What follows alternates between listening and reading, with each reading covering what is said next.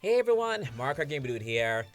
So, I was debating on making a video about this because we literally have a Kart World Direct coming up soon, and the only other video I have planned right now is the reaction mashup of Kart World.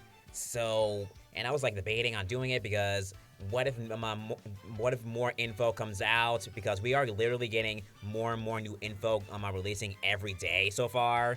So, I just caved in and said, like, you know what? Let's get stuff out there because more content, and I just gotta talk about the new Mario Kart because I gotta get my thoughts about it. I have to. Plus, Mario Kart's in my name. I gotta. So as we all know, the newest Mario Kart had finally been shown off fully in the newest Direct for the Switch 2. And wow, it is... Wow, I'd have no words for how amazing this game looks. Look at all the character models. They all look so revamped.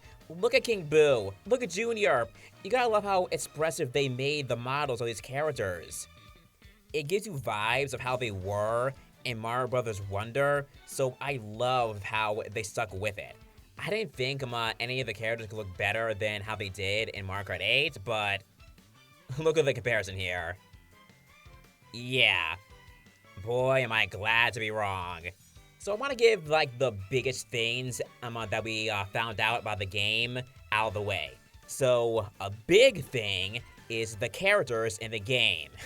So, there's plenty of returning ones, but for the newcomers, I thought we would get maybe, like, a few, maybe, like, 5 or 6 maybe.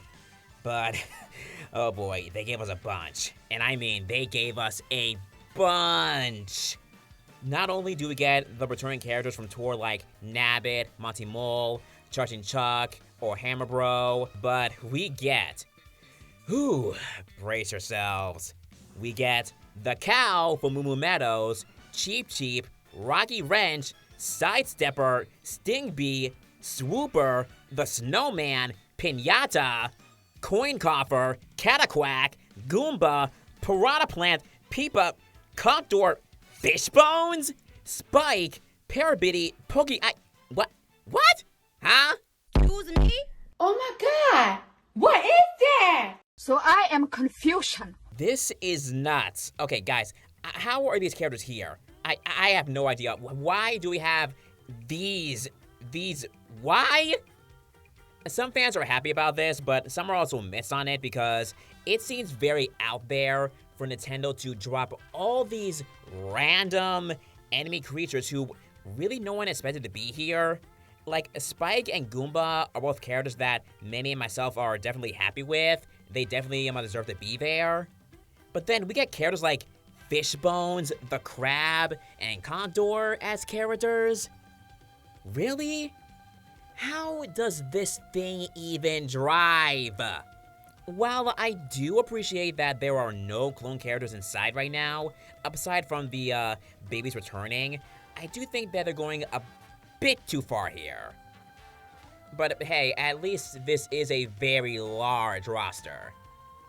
Although, where is my boy Diddy Kong? And where's Funky? And where's Petey Piranha? Oh, and where's Kamek? Oh, he's an item. He finally got his chance to be in the game, and now he's reduced to an item. Okay. Moving on to the character menu. Look at these guys right here. Look at them dance. It adds so much personality and uniqueness to the game, and actually, about the menu here, there's something important about it, because in the Direct trailer, we saw that the order of the roster was different, but in here, it's like this. Why?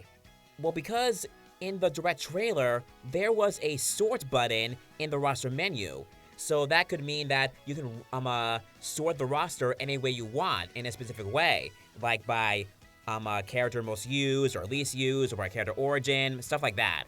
It made sense because we have a very large roster here, and if you want to get a character that's very in the back, you don't want to go all the way in the back for them. You want them to be in the front row, whatever, so it made sense.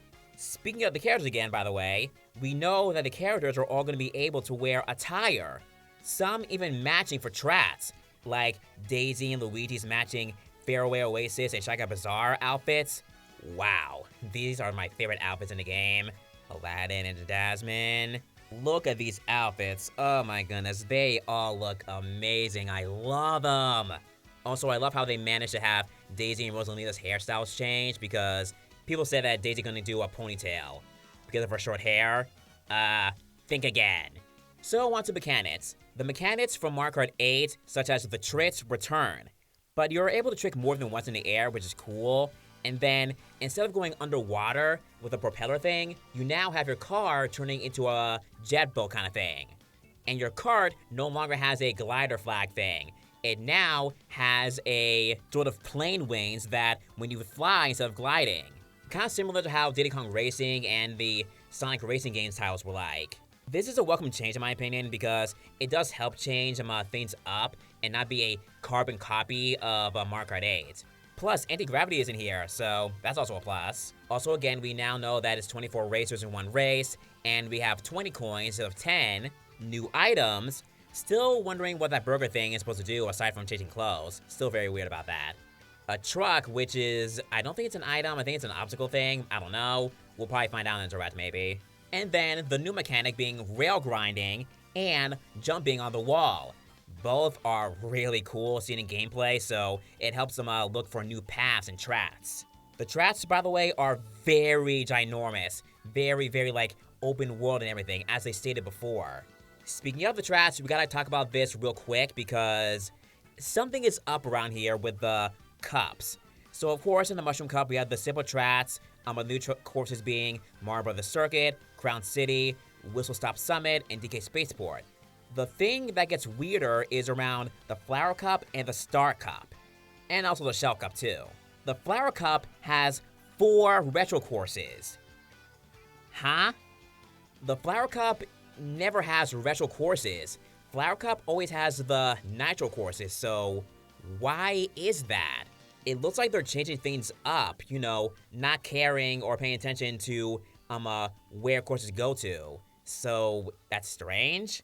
I mean, it's not a big deal, but it's very, like, a big change of how we used to do things, so I guess it really is a new era of Mario Kart. Plus, in the Star Cup, there's only 1 new course and 3 retro courses. Wow, again, big change. And then Shell Cup, 1 retro course and 3 new courses. Though I am very suspicious about Crown City being there twice, but it's a different day. Is it a new area thing? Then why is it not called Crown something else? I don't know. There have been a lot of retro courses being shown off. There's a big list, but I'm not gonna say all of them because we might get more revealed in the Direct, so. And now we talk about the courses, because the courses, they're all connected. The giant world map shows all the courses and their locations, and in Grand Prix, it's revealed that you drive to the next area of the course, not just teleport to the next area, which is very cool. It makes the world feel more connected, hence why the DK Spaceport track ends with a finish similar to how courses like Big Blue or Mount Wario end. I do hope that it's not like that in free play, or there's a way to toggle that off, because I've noticed that many people were not happy with how the next course, when you travel to the next course, it already counts as 1 lap, and the courses feel smaller. I can understand that, because, you know, you want to experience the entire track in its full lap, enjoyability, so, yeah, I do understand a concern. In free play, I think it won't be like that, but in Grand Prix, I do understand why it's a little bit concerning. We know that weather and daylight patterns change things up, but I don't know how, aside from maybe the rain making the road being a little bit slippery. We already know about Grand Prix, but we also found out about Knockout Tour, which is essentially like a elimination thing where you make sure you're not in the bottom lower positions and make your way all the way to the top, and whoever's last standing wins. What's cool, again, is that the courses change up, and they're all connected, and it keeps going and going until the last person standing. The laps are even increased because it made sense. It's a showdown until there's 1 person standing left. And then you got free roam. where you just go around and do whatever you want, discover new locations. There's things to do around there, apparently, but we don't know how much to do in there, because there's, like, achievements probably in there, and there's, like, unlockables maybe. It's very weird. Very, very weird. There's probably so much they're hiding in this game. I hope there's a lot of single-player content to do in here. Last few notes, I hope the alternate outfits being separate slots was only a thing for the demo, because it did feel like they're just filling out slots in there, and it didn't make any sense. Not all the characters that we come to know already were playable in the demo, so maybe those outfit slots were just to fill in for the extra characters that we are going to be getting in the game. And you just pick those outfits when you select the character. Oh, and speaking of picking, there's no more customization when you choose a car. You just pick a car, and then you go. And honestly, I'm glad with that, because do you not know how long people have to wait for people to pick a certain car and, have the right matchup and make it very overpowered? I just want to pick a car and then go. That's it. Anyways, I am very excited to play Mario Kart World when a demo drops at a store or something. I was going to talk about the price thing, but that's another discussion for another day. It's a big mess.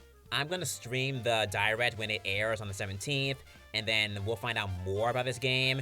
Regardless about everything going on right now, I am very happy about getting this game at some point and playing it in all its glory. How do you feel about this game?